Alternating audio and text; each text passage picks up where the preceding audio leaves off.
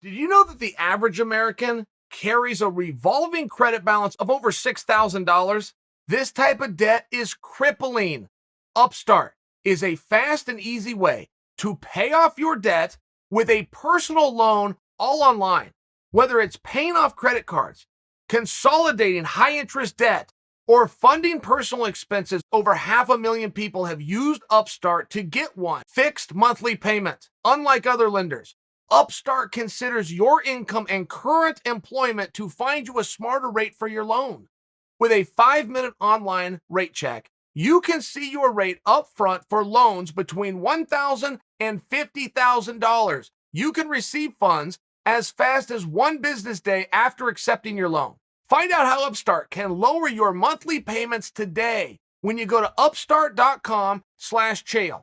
That's upstart.com/Chael. Don't forget to use our URL to let them know that I sent you. Loan amounts will be determined based on your credit, income, and certain other information provided in your loan application. Go to upstart.com/Chael right now. All right, guys, I want your opinion. What is the more ridiculous statement of the week? Here's what you have. Logan Paul came out and said, if I fight Floyd again, I guarantee I will knock him out. Versus Conor McGregor, who came out this morning and said the reason Dustin backed away on the ground and pound is because I was so vicious and effective with my strikes from the bottom. Now, neither one of those is based in reality. I'm not asking you which statement is truer. I'm asking you the opposite question. Which one is more ridiculous? So you have 8 rounds completed by Logan Paul in a fight that he won against Floyd Mayweather. Logan beat Floyd not under the Queensberry or Unified rules. He beat them under the agreement that they had, that if it goes the distance, Logan wins. And if Floyd can stop him, then Floyd obviously wins. Logan survived. That is a tremendous job. That is against what everybody believed was going to happen. That victory wasn't enough. He wants it known that he learned how to knock Floyd out. Now, we had 24 minutes where that was a 3-minute rounds. No piece of evidence that he could even connect a meaningful shot with Floyd, let alone knock him out. Okay, these are your options. I'm telling you your options. Now you have Conor, okay? Conor has been nothing short of masterful in his entire marketing approach to every fight he's had. His timing has not always been perfect. It's been very good. I can't give it perfect. So Conor's timing now, we know he's removed for a period of time if he ever is to come back, right? Everybody's hot and bothered after a loss. He's had losses before. We never know if we were going to see him again. He's had wins before, and everybody's all hyped up, and they are full of adrenaline. They can't wait to get that high again. But he tempered everybody, right? Part of his negotiation. Always very smart. What does he do now? What is the right answer? And we don't know. We've learned many things by watching and studying Conor. This is just another lesson. And whether he gets an F on it or he gets an A on it, we're going to need a little bit of time to go by, but what he is doing is, instead of letting things die down, keep them hot right now. Even though there's no fight to make, there's no way to monetize this. You can go away quietly, which never serves anybody, or you can make as much noise as possible for as long as anybody's willing to listen, which is what Conor's doing. But he's basing, and here's where things get tough. Is this a brilliant marketer, right? Is this just a brilliant marketer who realizes my name's hot right now? I'm going to keep as much gas on this flame as I can, because eventually, even when it's not my choice, I'm going to have to go a little bit quieter than I would like for a period of time. You sign the contract. That's the day things heat up. You get closer to the contest. Now you have built-in PR and marketing mechanisms to get your message out there. The fight concludes, and generally you have 2 days. That is the recipe and the cycle of a fight. You generally will have 2 days. That Sunday after is going to be a little bit quiet, but Monday shows. A lot of credit goes to Errol Hawani. A lot of credit goes to Luke Thomas, but they keep the media cycle going on a Monday. You then roll around to a Wednesday, and that's where guys like Chael pick up. but Chael doesn't pick up what happened. He picks up what's going to happen on the Saturday coming. This is the cycle.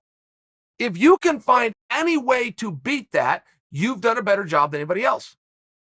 The fact that Conor is still being talked about beyond the 48-hour cycle goes into the bucket of me naming him genius.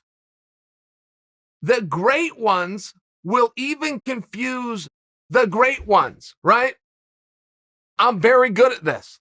And there's times where I don't know, am I in on the gag or am I being gagged? Is Conor being, he's such a good worker.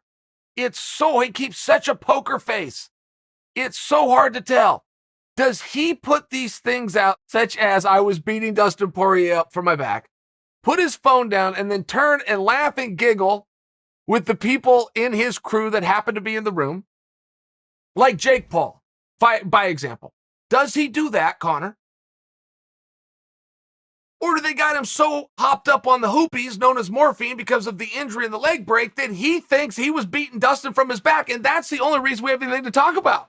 If I for sure knew the answer, but I'm a Mark. I'm a Conor Mark. I fall for it. I'm the guy in the crowd who can't always distinguish where the reality begins and the show ends. That's not a knock on me or you. It's a compliment to Conor. He is freaking good at this. He's really, really good at this. Is it possible that a 3-time world champion, is it even possible that he believes he was winning the fight from his back? Or does he have such disrespect and disdain for you, the viewer, that he believes he convinced you of something that you saw with your own eyes? I can't imagine any of you believe that Conor was beating up Dustin Poirier at any point in that fight, let alone from a vulnerable position of being on his back. But what if you do believe that's true? Right? Do you remember that? Do you remember Jeff Foxworthy? He was real big in the mid-90s. And I guess he was a country music singer. They used to play him on country music radio, but he was more just a comedian, like a Southern-style comedian. He came out with this bit about, here's your sign. The song was even called Here's Your Sign. It was basically, if you have ever done, and then fill in the blank, here's your sign. And the sign said, I'm stupid, okay? If you, with any part of your being, believe that Conor was beating up Dustin Poirier at any point in that fight, but specifically what Conor's speaking about, from his back while pinned against the fence, and Herb Dean's looking on thinking about stopping this thing, and the judges are moments away from marking a 10-8 round. If any part of you believes that that's true, here's your sign. So does Conor know his audience well enough to know that they're dumb enough to believe this, or I will tell you, I never treated my audience, I'm personalized this now, put myself in here. I never treated them as dumb. I treated my audience as the opposite, which was partners. They are my partners. We are going to do this together, no matter how ridiculous this might seem, but we're going to do this together against our opposition. It was one of the ways that I was able to get a big audience and keep everybody along for the ride, just in fairness. Is Conor so good at what he does that I feel an internal need to come out and set the record straight, right? How would I do that? It was on video. He's getting pummeled. There's 2 10-8 rounds. The fight got stopped and he left broken. Broken. Do I need to correct that?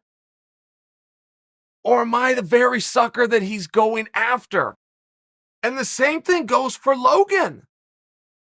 Is Logan bringing his audience along as partners to try to get a match that they want? Or does he think that the audience is so dumb that with 24 minutes of evidence, 8 rounds completed, and not a sign of anything he's claimed to be true, those are your options for the silly statement of the week? Who do you have winning?